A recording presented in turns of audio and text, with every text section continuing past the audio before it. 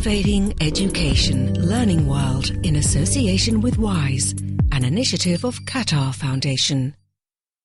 According to the United Nations, 115 million primary school-age children still are not in education, and 54% of those children are girls.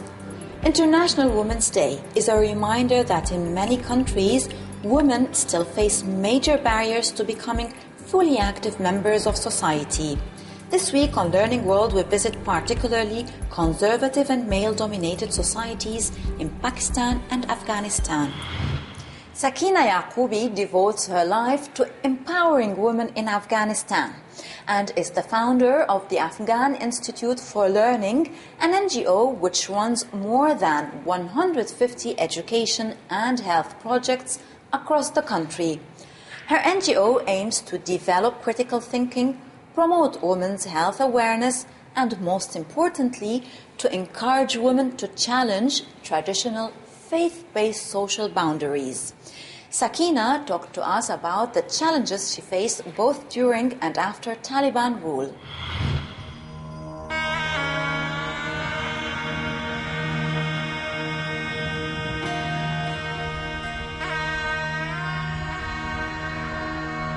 I do not want fight. I think people of Afghanistan are exhausted from fight. Every side that I turn my head, I see an orphan, I see a widow. Almost every single family lost somebody. 10 years ago, Sakina Yaqoubi left a comfortable life as a doctor in the US to come back to Afghanistan. She says she wanted to contribute something to her country, like this school, which is one of more than 150 projects run by her institute. During the Taliban era, when education for girls was forbidden, the institute ran 80 underground schools. Now, girls can go to school openly, and the challenge is to change the culture of this deeply conservative society through education.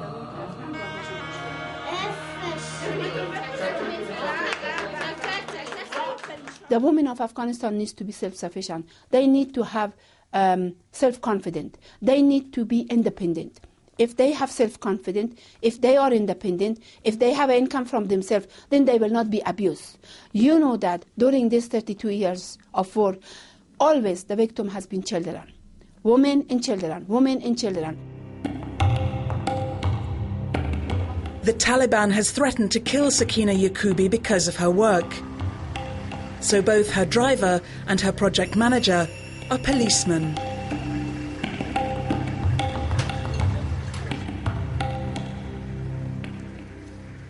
I really don't scare anymore, because I feel that when I teach somebody, when I help somebody, that somebody can teach another individual, and that really will bring the change. And I want to bring change to Afghanistan. On average, Afghan women have 7 children each. In the clinics run by the Institute, they focus on empowering them and teaching them about birth control.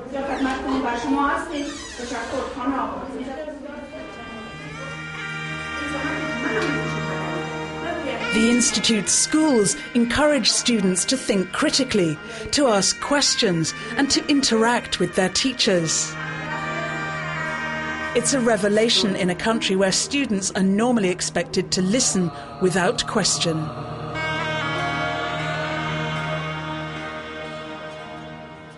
A lot of students are traumatized. They are not really that much active in learning. So you have to really encourage them. And encouraging them, if you have a teacher who is friendly toward the students, then you can help the students to start being active back again.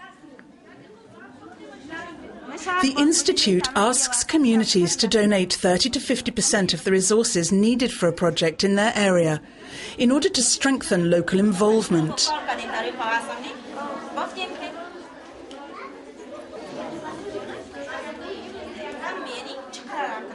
I don't want anymore that people feel sorry for us. I hate when they say, oh, poor man, feels sorry for this. Give him some money. We don't want money. We don't want to somebody feel sorry for us.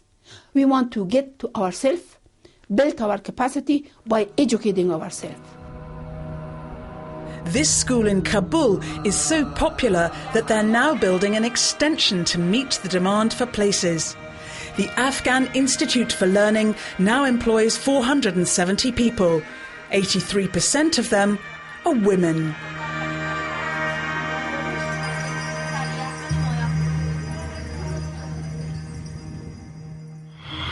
In Pakistan, more than 70% of women are illiterate. But the Citizens Foundation, an NGO which is currently educating 102,000 children across the country, works hard to achieve gender parity in its classrooms.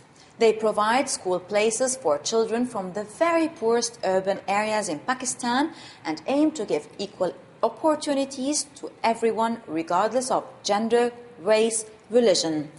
Let's take a look at how they're working to encourage girls to go to school.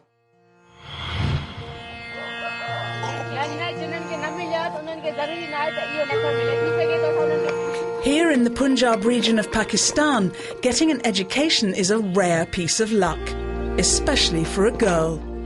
In Pakistan, nearly 50% of all children receive no education at all, and over 70% of women are illiterate. But Nazish Karam is the head teacher of one of 130 schools run by the Citizens Foundation across the country.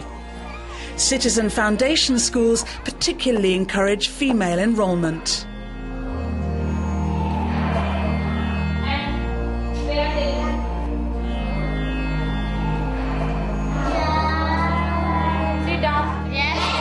Girl will change into a mother. And a mother plays the most important role at home. If the mother is educated, then she will easily understand about the concept of school timing, cleanliness, checking of homework.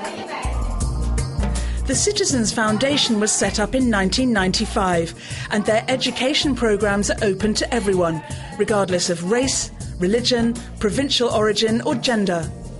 At the beginning, some parents were unwilling to enrol their daughters, regarding education for women as useless and improper. To counter this, female teachers are present in all schools and in all classrooms.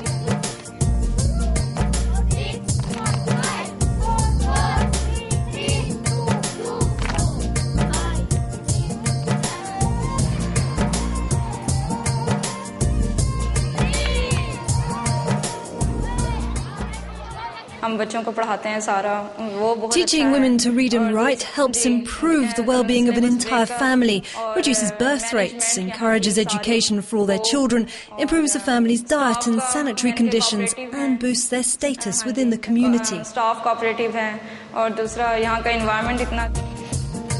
Out of 173 million Pakistanis, 72 million adults are illiterate, but the girls are working to change this. Girls are very hardworking, but boys are so much careless.